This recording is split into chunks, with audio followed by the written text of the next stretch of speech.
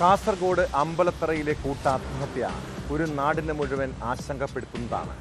നാട്ടുകാരുമായി നല്ല ബന്ധം പുലർത്തിയിരുന്ന ഗോപിയും ഭാര്യയും മക്കളും ആത്മഹത്യ ചെയ്തതിൽ എന്തെങ്കിലും ദുരൂഹതയുണ്ടോ? ചെറിയ സാമ്പത്തിക പ്രശ്നത്തെ തുടർന്നാണ് കുടുംബം കൂട്ടത്തോടെ ജീവനൊടുക്കിയതെന്നാണ് പോലീസിന്റെ പ്രാഥമിക നിഗമനം. അതിനിടെ കഴിഞ്ഞ ദിവസം ആത്മഹത്യക്ക് ശ്രമിച്ച് ചികിത്സയിലായിരുന്ന നാലാമത്തെ ആളും മരണത്തിന് കീഴടങ്ങി. അമ്പലത്തറ സ്വദേശി ഗോപിയുടെ മകൻ രാകേഷ് പരിയാരം മെഡിക്കൽ കോളേജിൽ ചികിത്സയിലിരിക്കെയാണ് മരിച്ചത്. ഗോപി, ഭാര്യ ഇന്ദിര, മകൻ രഞ്ജേഷ് എന്നിവർ സംഭവ ദിവസം തന്നെ മരിച്ചിരുന്നു.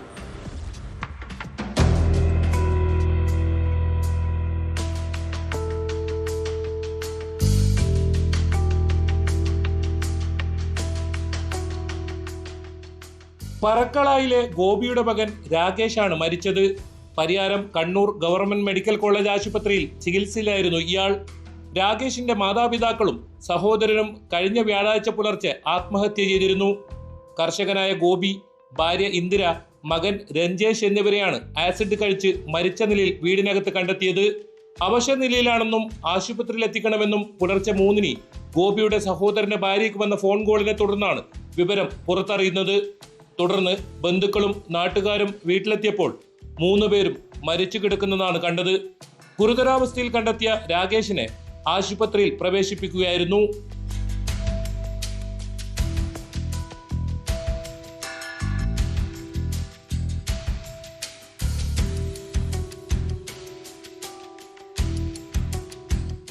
രഞ്ജേഷും രാകേഷും നേരത്തെ ദുബായിലായിരുന്നു.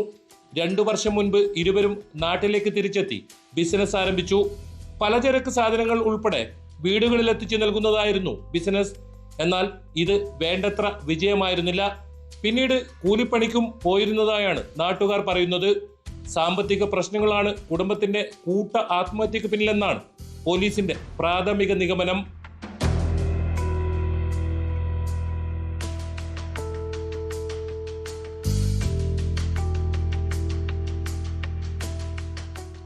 ന്യൂസ് 18 കാസർഗോഡ്.